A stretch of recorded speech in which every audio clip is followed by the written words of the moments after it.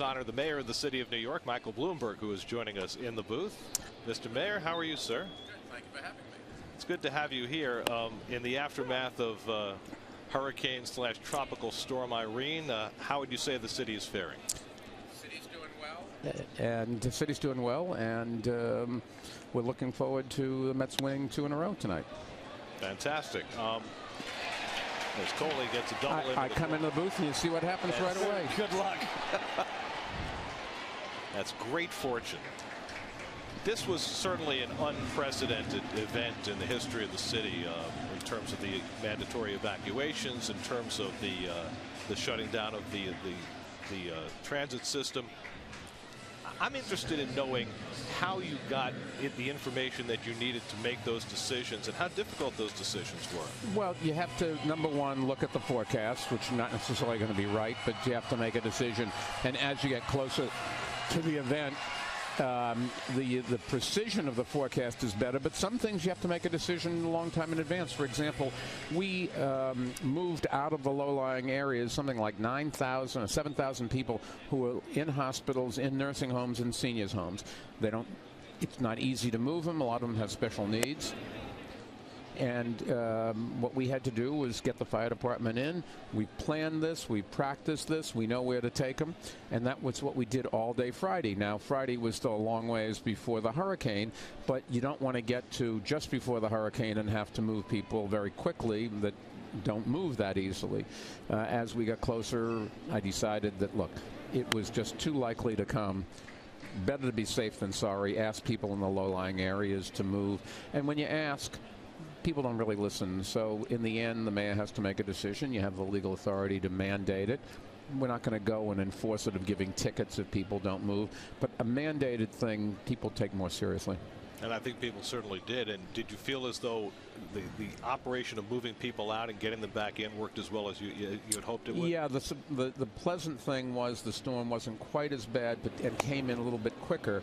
So the MTA, which moved all of their equipment out of the low-lying areas where it would have been damaged, was able to spend the night getting them back to where they needed them to go. And then this morning, I took the subway downtown, and it was working fine. Your Honor, you've been mayor for such a long time, and you've had situations. Seems like just a few days. No, we're very happy to have you for this long time. Trust us. Of all the things that have happened in the course of your administration over the years, what are the things that you've learned, and is there things that you learned as far as communicating it to the public? A lot of people don't want to pay attention. They don't want to obey orders. Was there anything that you've learned over the years? Number one, the workforce that is in the city, 330,000 people, they are smarter and more creative and more dedicated than I think anybody understands. This is a workforce that makes this city work, and when push comes to shove, we can have disagreements, but when the public needs something, they are there, whether it's on a volunteer basis or as part of their job. Number two, it's hard to get a message out, but the public wants this city to work. That's why you have good race relations. That's why you have low crime. Everybody understands we're all in this together. That's not true in other places, or at least in a lot of other places. And that's the great benefit that the city has going for it. This is such a vast city with so many moving parts and so many people in a relatively small piece of land. When you're making a decision, any decision, how many voices are you hearing to give you the information that you need to finally make the executive decision? Well, if you stop and wait to listen to everybody, you'll never get anything done. And it's also true, no matter what you try to do, there's some reason why you can't do it. You just at some point have to say, I hear you have these problems. This is what we're going to do. Make it work. And then you delegate down, and you have each commissioner and the deputy commissioners all the way down through the organizations. They're the ones that are on the ground, and they've got to figure out how to get over all the small problems. And you have to delegate a lot of authority to go along with responsibility. That's why good people come to work in the city, because you give them the authority to do something. And now you've got the city back up and running today. You've got baseball here. You've got tennis across the street. And the sun's out. Going to the tennis matches after this. Give a welcoming speech.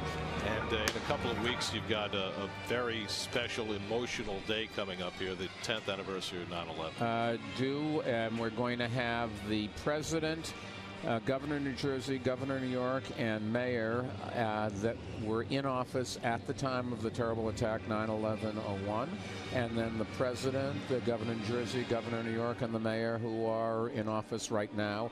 Those will be the people. They will read a little poem or a saying or part of a speech that we've given them.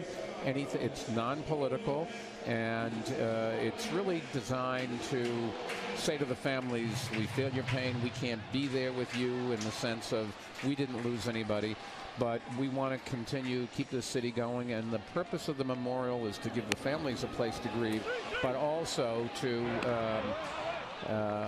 make sure that we teach our kids that our freedoms are fragile and we're going to have to keep fighting for them. And unfortunately, I guess we're happy to have young men and women who are willing to put their lives on the line, but unfortunately, we do need them overseas.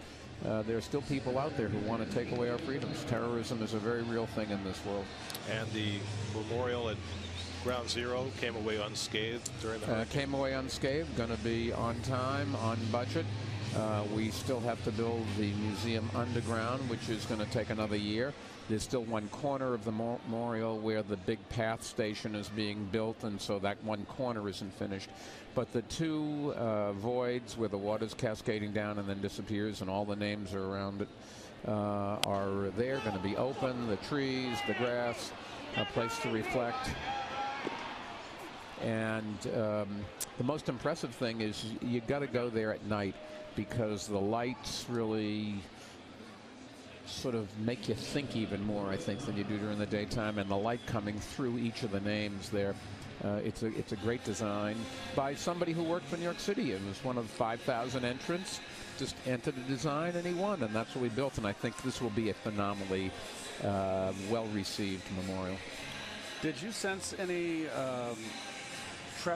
extra trepidation because with Irene coming in, I know the city has been through so much. Well, Chris Ward, the executive director of the Port Authority, had them take a number of the cranes down, move them to places so that if they did fall over, they wouldn't do any damage.